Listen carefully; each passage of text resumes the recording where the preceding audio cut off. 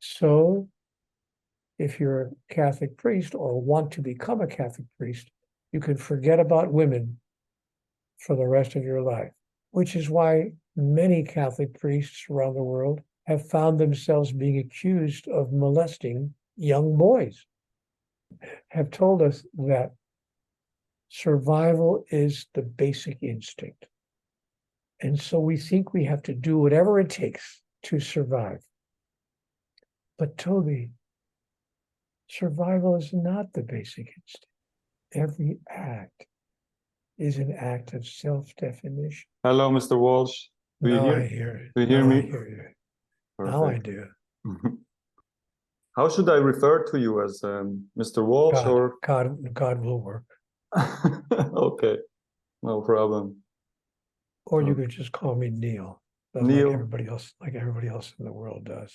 Okay, perfect. Yeah, we here in Switzerland we mostly say the surname, so I don't. Your name is? My name is Tobias. Toby, okay, good. Or Toby. Perfect. So should I just start, or how long do you have time? I have 6 hours of material to share. We have to somehow jam 6 hours of material into 4 minutes. 4 minutes. Okay, so I have to start. So today we have Neale Donald Walsch here. Neale Donald Walsch wrote 28 books. 9 of them I have. The Conversation with God, like, it's unbelievable. It's mind-blowing what is in there. Sometimes I grab a book and read a bit, and it's really mind-blowing. And sometimes I have the feeling I never read the book. So it's really good books. And I'm very happy, Neale, that you have found time for me. And so the first question is, you said that 85% of humanity believes in a higher power, but the world is a mess. Why is it? So what do we understand wrong in God? What is the main problem here? My understanding is that the main problem is we don't know how to use the highest power in the universe. You're correct. Surveys have shown, anthropologists have taken surveys around the world, and those surveys have shown that 85% of the world's people believe in a higher power. But we don't understand what that higher power is, and we certainly don't understand how to use it in a way that could make life better on the earth. Here's the big misunderstanding. Most people think that God should solve all these problems. If there really is a God, why doesn't God just solve all these problems? Why does God allow all that's happening to go on in the world? And the answer that I found in the dialogue with God is God says, no, it's not my job to fix everything. If I wanted to just make everything better for all of you, then all human beings would be just minions, servants in like a kingdom. Do as I say, and I'll treat you well. Don't do as I say, and I will punish you. And that's not what God intended. God intended for every sentient being to have the ability to create their own reality, and for human beings collectively joining together to also be able to create their collective reality, which of course is exactly what we're doing. We are creating our collective reality, but it's not the reality that we say we want, because we somehow have still not grown up enough, we have not matured enough to be able to put into place, using the power that God has given us, the outcomes and the results that we all say we want. For instance, we all say we want peace, but we've had armed conflict on this planet for all but 3% of recorded history. We say we want security for ourselves and our loved ones, but we create economic collapse all over the world. We say we want equality for all human beings, but we have racial discrimination and even discrimination by nations. What nation do you belong to? All over the world. We say we want to honor every human being. We should all be given a certain amount of honor and respect, but we don't respect people if we don't agree with them. If people say things that we don't agree with, we actually attack them and we belittle them.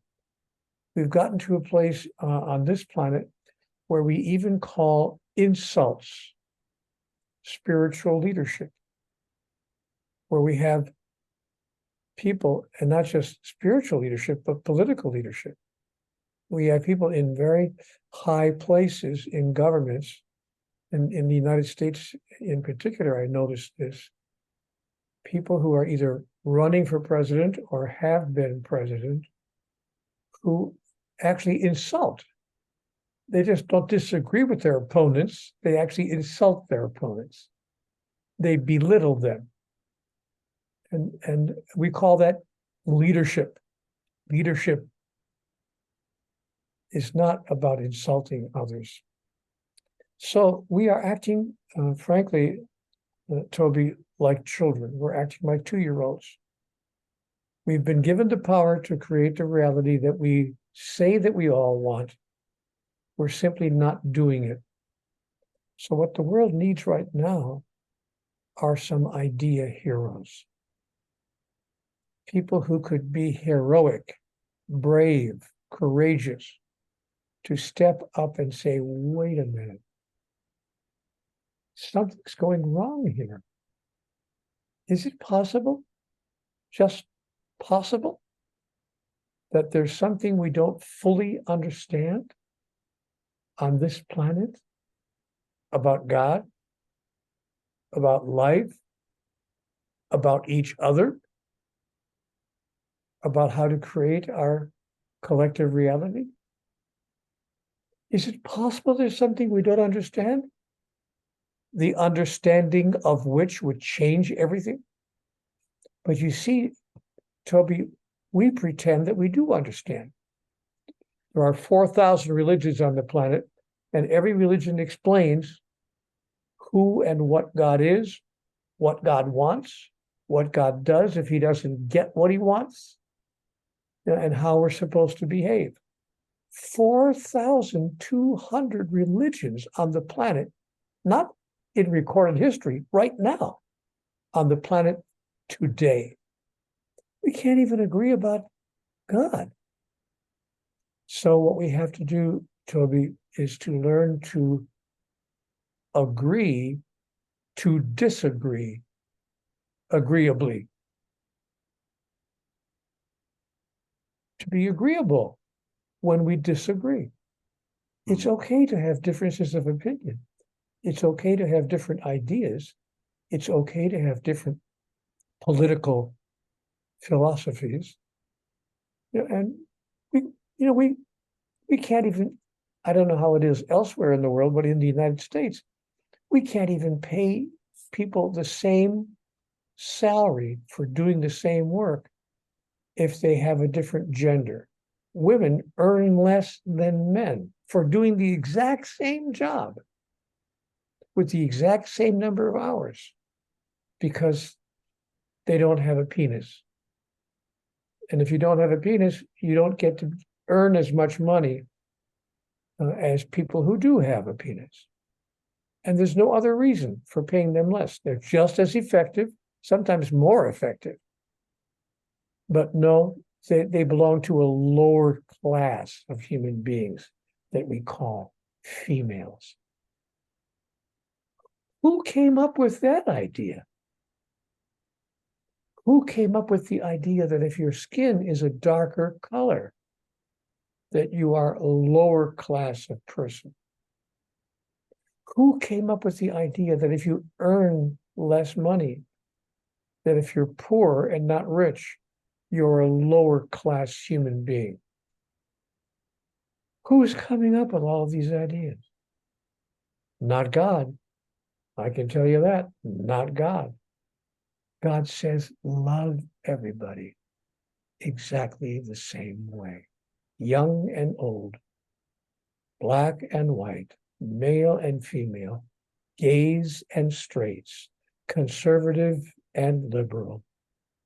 Love everybody equally and treat everyone fairly. What is so hard to believe about that? What's so hard to do? But you know, when you're acting like 2-year-olds, it's not easy to do it. So in 6 or 8 minutes, that's my answer to your profound question. So why do we need then a God like this? Because you said that because our power comes from God. We need a God. I'm going to use your word. We need a God because our power to create our own reality comes from the source, the essential energy. That power is God's essential energy implanted in us. We're simply misusing it. Like, we can misuse all sorts of energy. We misuse atomic energy. We misuse electrical energy. Do you know that in the United States, until just recently, we were using electrical energy to actually kill people? We called it the electric chair. If ever there was a misuse of energy, the energy we call electricity is a wonderful energy. But should we be using it to kill people? Yes, even criminals who are guilty of murder. Is that what a civilized society does? No. So I see a lot of big influencers now. By the way, I'm sorry to interrupt you, Toby, but if you disagree with me, I'm going to have to send you to the electric chair. No, I don't disagree with you. No chance. Good. No chance. Okay, that makes me feel better. Now I don't have to sentence you to, Thank you. Yeah, you're welcome. So I see big influencers nowadays. They all bring God in. But I see the problem there that they bring the same God like we have now. So they, like, it's the same thing. And they don't talk about love, but you do talk about love. And with love, it's the same. We have the misunderstanding of love. It's like with God. So what is missing in our understanding of real love? Well, my awareness is that pure love wants, needs, expects, and demands nothing in return. So we know when someone is loving us purely because they don't want anything from us. They love us because of who and what we are. That's how God loves us. God doesn't require us to worship him. He doesn't require us to obey her. She doesn't require us to wear certain kinds of clothing or eat certain foods or not eat certain other foods. There are no requirements at all, which is different from what I was taught. When I was in 3rd grade, Toby, 3rd grade, I was 9 years old. And I went to a Catholic elementary school. And the priest came in once a week to teach us what's called catechism, the doctrines and the dogmas of the Roman Catholic Church. So now here's the priest standing in front of the room telling us about mortal sin and venial sin. Mortal sin is a sin that if you die with a mortal sin on your soul, you go straight to hell. If you die with a venial sin on your soul, which is kind of like a spiritual misdemeanor, then you only go to purgatory. Purgatory is not forever. It's like hell, but it's not forever. It's a limited time. So ultimately you get out of purgatory. So purgatory is like hell, but it's not forever. I've had a couple of marriages like that, actually. Toby. That was a joke. You're supposed to smile. When I make a joke, you're supposed to laugh. I didn't understand it, sorry, this last sentence. I said purgatory is like hell, but it's not forever. I've had a couple of marriages like that. Boy, I got to explain the jokes to this guy. Okay, yeah. Anyway. I'm from Switzerland. I don't understand it so much. Yeah. Well, of course, the Swiss don't understand anything. It's very clear. That's part of the problem with being Swiss. But when you're American, of course, you are at the top of the human scale. They don't get any better than us. We are the best in the world. So, we could have an argument about that, but we could let it go for now. People sometimes don't understand my humor. But let me get back to what I was saying in a serious way. Pure love, Toby, requires nothing in return. When I was 9 years old, the priest was telling us about mortal sin. Wait till you hear what he told me, what he told the whole class. He said to the class, because I raised my hand, I said, Father, can you give me an example of a mortal sin? He said, oh, sure. Missing Mass on Sunday is a mortal sin. I said, what? If I just don't go to church on Sunday? And if I don't go to confession and get my sin forgiven by a priest? If I get hit by a car Sunday evening before I have a chance to go to confession, I'll be in hell forever, eternal punishment in the fires of hell for missing church one Sunday of my life. I thought I misunderstood the priest. He said, no, son, that is correct. Missing Mass is a mortal sin. So now we have a religion that's teaching us to fear God, to be, and hoping to fill the pews, to fill the church with people out of fear, because if they don't show up, they're going to hell, unless they go to confession and a priest absolves them and gives them absolution and forgives them. But if you die on Sunday night, you don't have a chance to go to confession, you're going straight to hell. I'm not making this up. I'm not saying stuff to make people upset with me. Check it out. This is legitimate Roman Catholic theology. And the Roman Catholic Church is not the only religion that teaches us things we should do and things we should not do. There are some religions that tell us that if you're a female, you must have your entire body covered from head to toe if you step outside of your house. You can only have a little slit, a tiny little slit, so you can see where you're walking. That's it. Everything else must be covered from head to toe. It's the law of God. What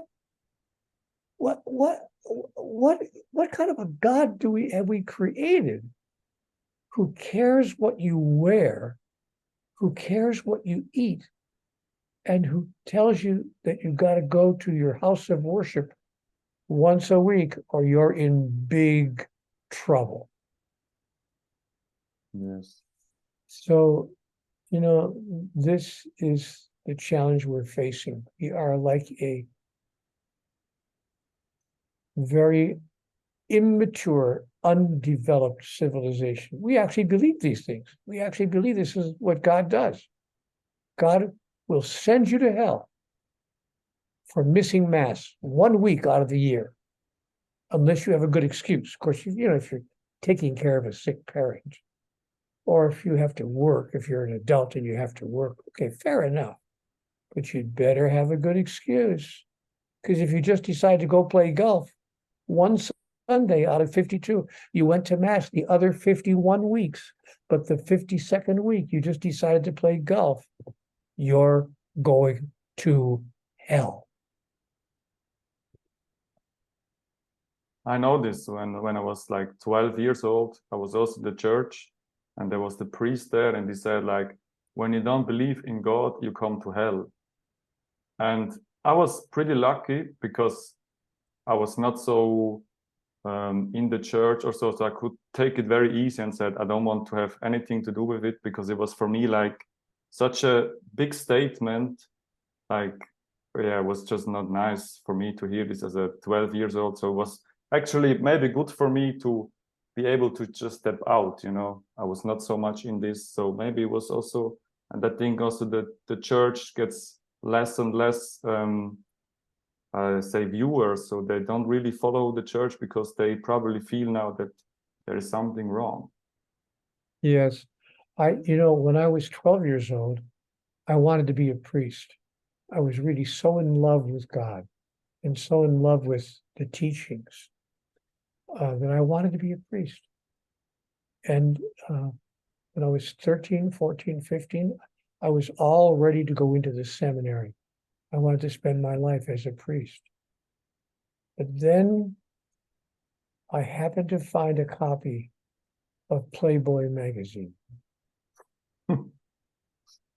And there was a picture in the magazine of a naked lady without a stitch of clothing on. I had never seen a picture like that. But I decided that I no longer wanted to be a priest. Because in this particular religion, if you're a member of the clergy, you cannot be married. In other religions, it's okay. But if you belong to this particular religion, it's not okay. Because the religion teaches that, the disciples were all men, and there were no female followers, in that certain group called the apostles. The apostles were all men. So if you're a Catholic priest or want to become a Catholic priest, you can forget about women for the rest of your life. Which is why many Catholic priests around the world have found themselves being accused of molesting young boys. It's the only option they have to express their natural physical desires. But you're not supposed to ever, ever, ever be with a woman. Why? Women are the best part of my life. Yes. And I don't mean just, for reasons of romance.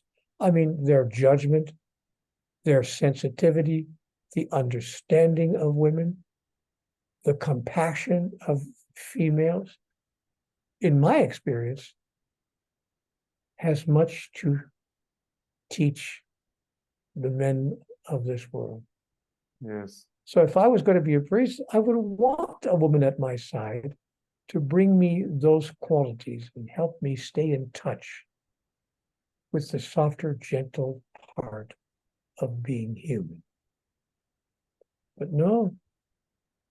So I just make the point that it's not just one religion, but many religions that have these restrictions that they claim God requires. Toby, we're making it all up. It's make-believe. God is not sitting up there saying, you have to wear a certain kind of clothing, or I'm going to have to send you into the fires of Hades. In some countries, a woman cannot even leave her home unless she is in the company of a male relative. She's not allowed to walk out of the house by herself.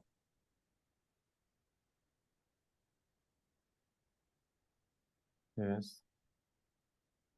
So what's the problem with our understanding of love? Why is there so little love around? We understand it wrong. We think that love is a trade deal, Toby. We think that love is about, like nations have trade deals. Germany and Switzerland might have a trade deal. The United States and Spain might have a trade deal. We think that love is a trade deal. I'll give you what I have to give you, and you give me what you have to give me. I'll trade you. Men say to women, if you spend your life with me, I'll create security. I'll give you a home to live in. You know, and women say to men, if you spend your life with me, we can create children. I'll take care of the children. I'll make sure that the dishes are always washed. You know, we have this idea of what the other person is supposed to be doing in a relationship. It's a trade deal. It's a trade-off. So, and on Valentine's Day, one day a year, we give each other a wonderful, romantic Valentine's Day card that says, my dearest, my beloved, I trade you very much. And I will never stop trading you. I will trade you until the end of time. But if you stop trading me, the deal is off. Because we've got a business arrangement here. I give you my stuff, you give me your stuff, and it all works out fine. But that's not how God loves us. God says, I love you without condition. This is not a trade deal. This is an expression of who I am. And what God says to us, this is also who you are. Because of what I am, this is God talking. What I am, I put into you. You are also the energy called pure love. You don't have to trade anybody. You can love them just because they're totally lovable. And tell them that you need, require, and demand nothing in return.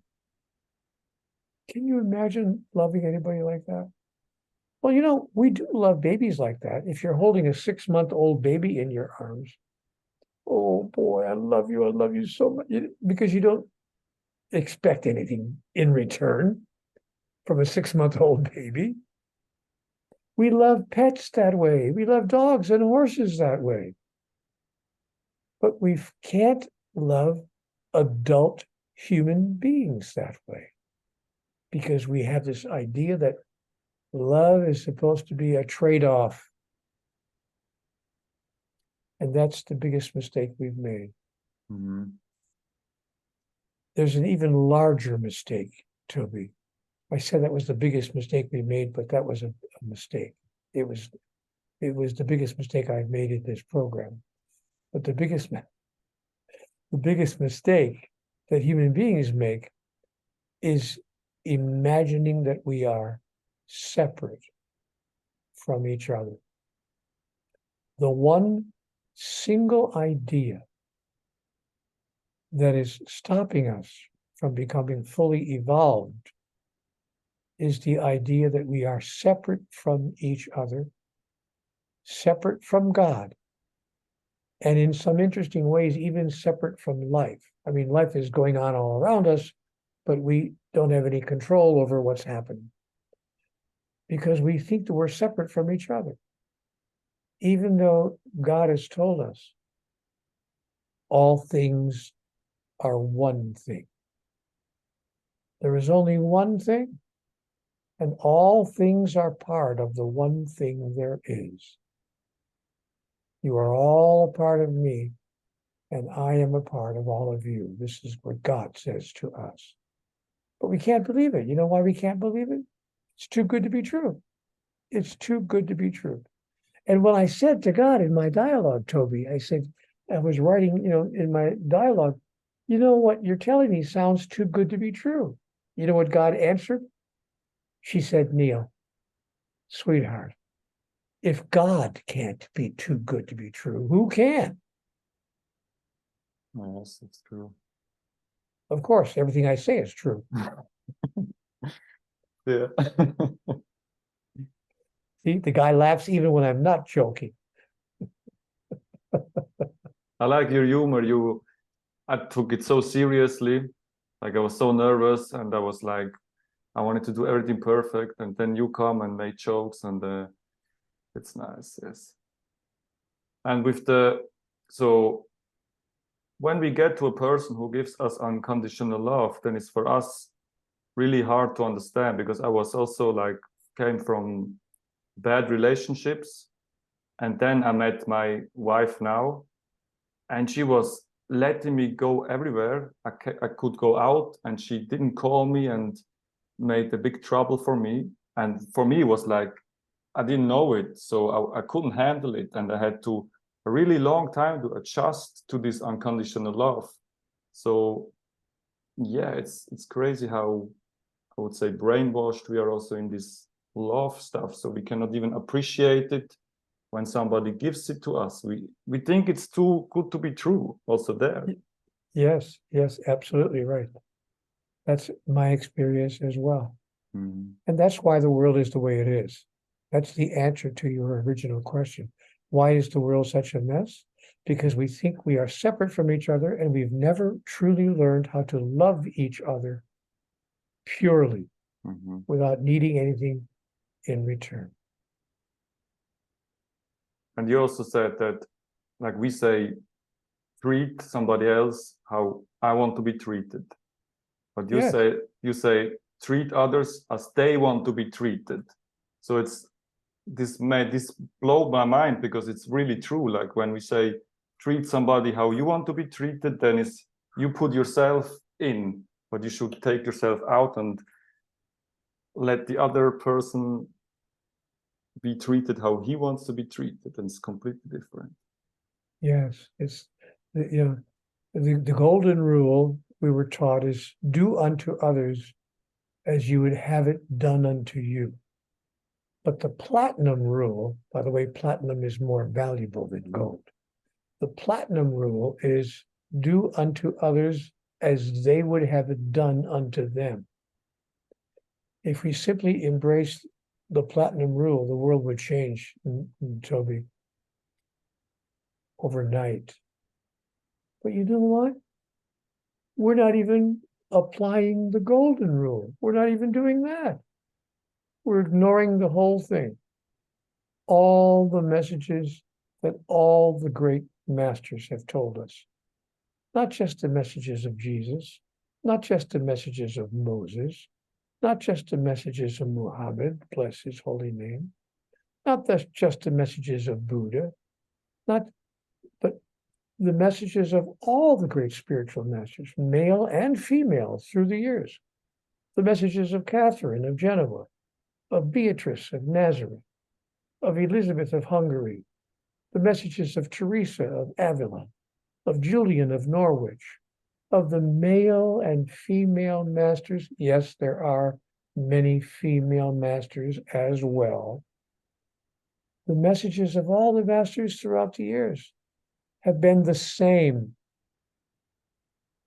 Bless, bless, bless your enemies, and pray for those who would persecute you, and do good to those who would do you evil. And when a man slaps you on the right cheek, turn and offer him your left. And when a man begs you for your coat, give him your shirt as well. And when a man demands that you walk 1 mile with him, go with him twain. And raise not your fist to heaven, and curse the darkness not, but be a light unto the darkness, that you might transform it, and transform yourself, and transform all of those whose lives you touch. Those are the rules. Not even rules, just suggested, invited behaviors that if we embraced, we could change the world overnight. I could, of course, be wrong about all of this. But I don't think so. No. It's crazy how we believe about this other God and not this stuff. like the spirituality, and so it's so like, why is it so? Why is because it so? Because we think it's the only way to survive. You see, the third big misunderstanding of human beings is that we have been told by anthropologists, Toby, anthropologists in all the countries of the world, even in your country, have told us that survival is the basic instinct. And so we think we have to do whatever it takes to survive. But Toby, survival is not the basic instinct. If survival was the basic instinct, nobody would run into the burning building to save the crying baby. If you're walking down the street and you see a building on fire, oh my God, the building's on fire, and you hear a baby crying inside, wah, wah, the average person would race into that building. Oh my God, there's a baby in there. And do what they could to save that baby. 1 out of 100 people would not. The other 99 would race into that building. Why? Because the fundamental instinct is not survival. The fundamental instinct is the demonstration of your divinity. The fundamental instinct is the expression of who you really are. That's like the most beautiful thing you say is like that we create our own lives, and with everything we do, we express who we are, and that's so powerful. It gives you the task to create. You are you are in the position. Totally in charge. You're totally in charge. Thank you very much. Yes. You have the responsibility. That is, you have the ability to respond to life. Responsibility. And you're right. Every act is an act of self-definition. That's what God said to me, Neale. Every act is an act of self-definition. You are defining yourself by everything that you think and say and do. It's as simple as that. It's really very simple. But it's so powerful. I think this is one of the most powerful thing, because then you don't do anything bad anymore, because then you tell the world that you are bad. Nobody wants to be probably bad, I think so. Everybody does his stuff for he thinks it is good, I guess. Yes, but we don't all understand what good looks like. Yes, we think it's good to bomb and kill 20,000 people because we can't agree on where the borderline is between our two countries. We call that good. There are people who actually agree with that idea. We call that a good way to behave. So we have a little bit of confusion as to what is good and what is not quite so good. Mm-hmm. Yeah, there are people promoting to send weapons to Ukraine. Like, doesn't matter. So you also said do you want to say something? I was going to say, but in a world where survival is the fundamental instinct, it's understandable why we would all create weapons, because we feel that we have to do whatever it takes to survive. What we need to do is to change our beliefs, not to change our behaviors. Beliefs create behaviors. If you change your beliefs about who you are, who everyone else is, who and what God is, and the purpose of life, then your behaviors will automatically change. We've been trying to create changes in our behaviors, and it hasn't been working for thousands of years. Psychologists call it behavior modification. That's a short way of saying behavior modification. Behavior mod. We need belief mod. We need to change our beliefs, for heaven's sake. I mean, we literally need to change our beliefs for heaven's sake. Then we can have heaven on earth, even as we have been promised by the gods of all the world's religions. I could, of course, be wrong about all of that.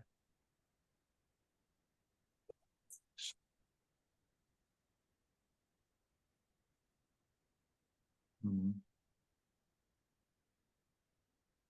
So you also say that forgiveness is not needed. No. Forgiveness is unnecessary. God never forgives us for anything. You know, and when I say that, especially if I'm invited to talk in a church, I give a talk, you know, give a little talk in a church, and the first thing I say is, thank you for coming here this week. I came here to share with you the news that God will never forgive you for anything. And the place goes crazy. They say, well, what are you talking about? But the truth is, God never forgives us for anything. Because God cannot be hurt, damaged, upset, angered, frustrated, or annoyed in any way. Any more than you could have your feelings hurt by a 6-month-old child, or even a 2-year-old child. So because God can't be hurt in any way, God has no need to forgive us for anything, because God understands how an undeveloped species of people like the human race could do the things that they're doing. That doesn't mean that God agrees with it. It doesn't mean that God condones it. It doesn't mean that God approves of it. It doesn't mean that God hopes that we continue those behaviors, but it does mean that God understands, just the way you would understand why a 2-year-old acts the way they do. Because they simply don't understand what they're doing. They don't understand the consequences, because they're only 2. Well, we are like the 2-year-olds of the universe. We are still a very young species as universal species go. But understanding replaces forgiveness in the mind of the master. Let me tell you a little anecdote. A few years ago, Pope John the 23rd, maybe it was John Paul II, I'm not quite sure. I think it was John Paul II. Anyway, the Pope was driving through Rome in a motorcade, and somebody stepped out of the crowd and shot him. Shot him 6 times. I'm not making the story up. This is a matter of history. This happened only a few years ago. And the Pope was shot 6 times. Of course, they jumped all over the guy, and they threw him in jail for life. But the Pope survived. Amazingly, they said it was a miracle. All 6 bullets hit him. None missed. They all hit him. But he survived. You know what he did after he recovered from his wounds? He went to the jail cell of the man who shot him 6 times. And he said something very interesting.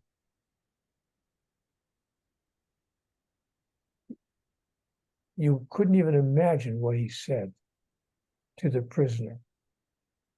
He said, in nomine Patri et Filii et Spiritus Sancti, amen. I bless you in the name of the Father, and of the Son, and of the Holy Ghost. He blessed the man who tried to kill him. The Pope wasn't a saint. We're not talking about Jesus or Muhammad or Moses. He's an ordinary human being who got shot 6 times. But the story doesn't end there. He said to the man, can you tell me why you did it? I don't agree with it. I don't condone it. I don't approve of it, but I would like to understand. Why would you shoot me? And the man said, well, frankly, I believe that your religion has done more to hurt my religion than any other institution in the world. And I was angry about it, and I wanted to get back. Revenge. So the Pope said, I don't agree with the method that you chose. I don't agree with your desire to get revenge. But I understand, feeling the way you do, how you could have done what you did. You know what? The story doesn't end there. The Pope and the prisoner became pen pals. I'm not making this story up. It's all in the journalism. It's all in the history. They wrote letters back and forth for years between the prison cell and the Vatican. And then after 7 years, the Pope asked the civil authorities in Italy to grant the man his freedom. The Pope said he's paid with 7 years of his life. That's enough. Let him go. And the civil authorities let him go.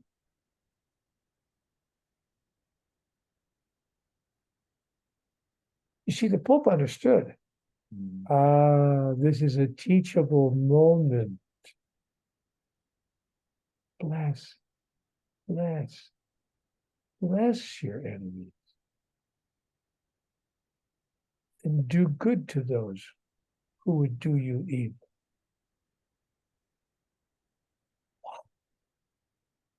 So I make the point that the Pope understood. He didn't agree, he didn't approve, but he did understand. And understanding replaces forgiveness in the mind of the master. I could be wrong about that. I don't think so. For this, in this, I have still a problem to understand, or like that there is war and then certain people do stuff against humanity. There I still have a big problem. And sometimes, I don't know if you can answer this question, but I have the feeling that some people or do extra really painful stuff for the humanity or so that we cannot even come into the love, because you need to be Buddha or Jesus to love somebody else that hurts you so much. You need to be really high. So I think sometimes that this stuff happens extra, that we keep in this negative energy, because me too, I get angry and then I give energy to this bad energy, and then it stays like this. But we should give love. But if everything would be more loveful, then it would be easier. But with this negativity is so hard. So you know what I mean? Maybe it's also intentionally done sometimes, that the negativity stays, the energy stays bad.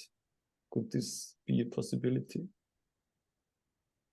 I think that human life is a contextual field.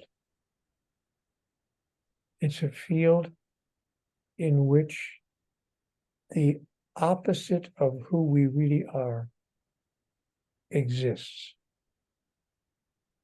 Because in the absence of the opposite of who you are does not exist. I mean, if you can't be tall unless short exists.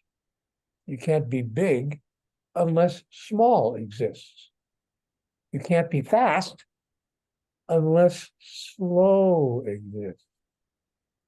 And you can't be good unless what you call evil exists. You can say, I am the light. I am the light of the world. Or at least I would like to be the light in the world that I touch. But you cannot experience yourself being the light unless you're in the darkness. I see. Now I understand why the physical realm is the way it is. Because it provides the soul with the perfect opportunity to announce and declare, to express and fulfill, to demonstrate and to become, to experience who we really are. That's why every master has said, bless, bless, bless your enemies.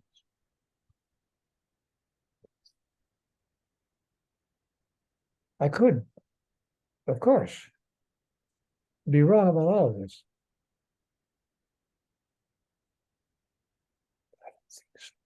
I don't think so either. But then, like, it will stay like this. Or where is the, like, what is the point then? I know I'm too much in my head. No, it doesn't have to stay like that. In highly evolved societies, they change their behaviors enough that they move that which is not what they choose. They move that which they no longer wish to experience off, first of all, out of their society, then out of their entire civilization, and then off the planet altogether. So that there are highly evolved civilizations in the universe where this kind of evil that we see on the earth doesn't exist. But there's a contextual field that we call the universe, the whole universe, and they know that it exists elsewhere. So if those highly evolved beings need a contextual field, a contrasting element, all they have to do is look at the earth. And they do. They actually fly around the earth. We call them unidentified flying objects. We call them UFOs. Flying saucers, if you want. And in the flying saucers, they're looking down at the earth, through the binoculars or through the telescopes. And the children are saying, Daddy, Daddy, they kill people down there. Why do they kill people down there? And the father says, because they don't know what they're doing. They think that's the only way that they can survive. So they don't even need to come here, they just fly here and look what we do and then experience through it that we should not do. Several of them have actually come here. We could have a long whole program about that. Several of them have actually come here, and several of them are here even now. They send messages through books, through movies, through stories, through podcasts. They send messages to thousands of people. And they say, is it possible, just possible, that there may be something that we should listen to here? That there may be something we don't fully understand about God and about life? The understanding of which would change everything? And so, no, they don't just fly around and observe us. Some of them actually land, and they walk among us.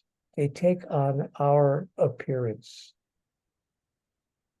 but they speak in an entirely different way. They say things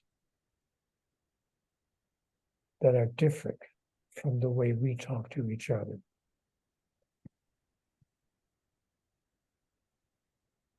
And sometimes we get angry with those people. We say, who are you to talk like that? We kill them. String them up, string them up. And we kill those people. What's wrong with us? But you're a bit longer in this life. So did you, like, does your work have fruits on it? So do you see better coming? Yes. Like, yeah. Yes, my friend Toby, 15 million people have read the books I've written in 37 languages. They're translated all over the world. And not just my books, but the books of other messengers as well. Deepak Chopra, Eckhart Tolle, Marianne Williamson, and many other messengers from other countries, from all over the world. So the message is now getting out. And because of the miracle of the internet, which wasn't even true 50 years ago, or even 40 years ago, or really not even 30 years ago, the way it is now. But now we have these incredible little devices. We hold the entire world in our hands. All the information we want, all the history we need to know, and the ability to communicate with just about anybody in an instant. So we have the ability now to send and to share higher truths, greater understandings, bigger ideas, more wonderful thoughts than we ever did before. So yes, I see that the future is holding great hope for all of us. As long as we can find idea heroes, people who will be courageous enough to share an idea, even they know ahead of time that many people will disagree. Galileo was an idea hero, just to give people an example of what I'm talking about. Galileo said in 1615, you know, I've discovered that the earth revolves around the sun. The church taught that the sun revolves around the earth because the church said that the earth was God's greatest creation and that we are the center of the universe. So the church condemned Galileo for daring to say, no, the earth revolves around the sun. They put him under house arrest. And they excommunicated him from the Catholic Church. But the church finally admitted that it was wrong and Galileo was right. It only took him 350 years. That's not a joke. It took the Catholic Church 350 years to reverse the excommunication of Galileo and to admit that he was right and they were wrong. But Galileo was an idea hero. Nice. Ignaz Semmelweis was an idea hero. He was a doctor in Hungary. And he was wondering why so many children, babies, were dying in the maternity ward. He said there's an unacceptable level of infant mortality. What's wrong? Then he suggested, he noticed that doctors were coming from the morgue or from the bedside of dying patients into the birthing rooms without sterilizing their hands. Because believe it or not, at that time in medicine, there was no such thing as sterilization. Washing your hands in alcohol or something that would sterilize them was never heard of. And Dr. Semmelweis suggested that we do that. The entire medical profession of his time said he was crazy.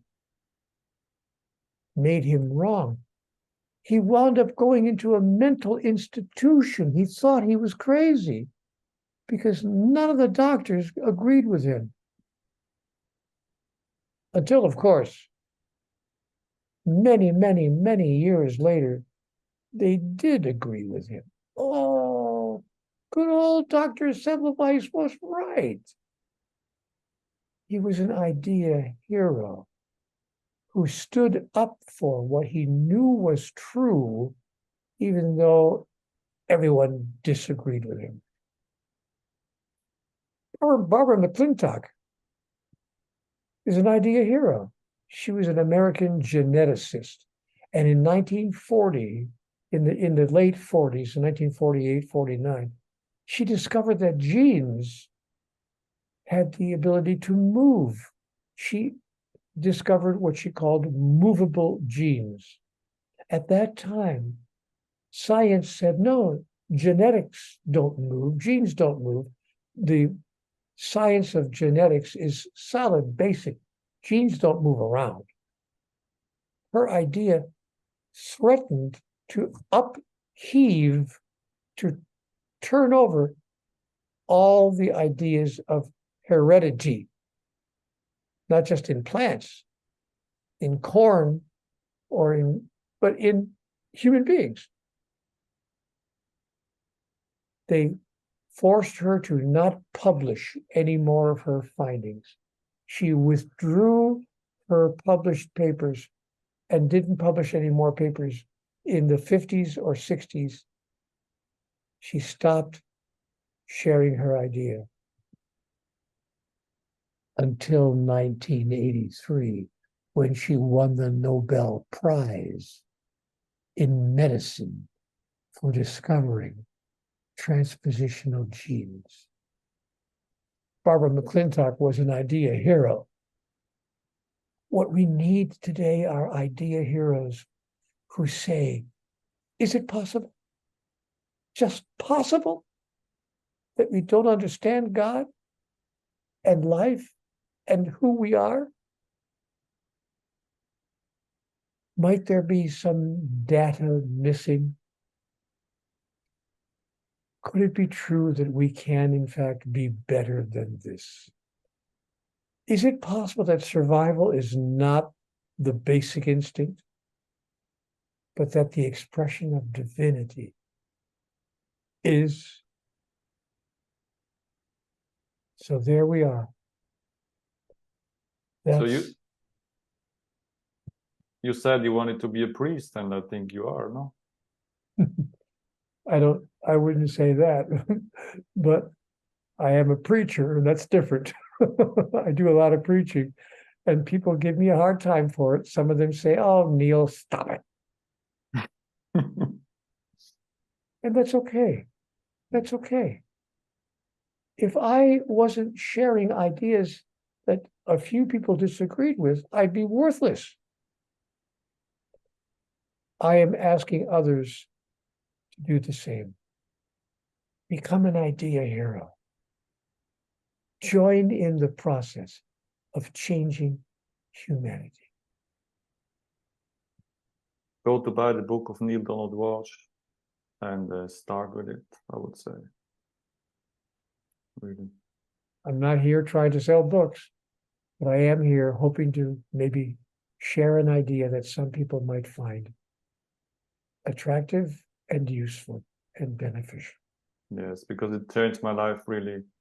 And to everybody, I really would buy these books, yes.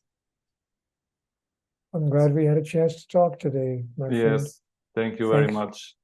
Thank you for the opportunity and for the invitation. Bless you. Thank you very much. You're welcome.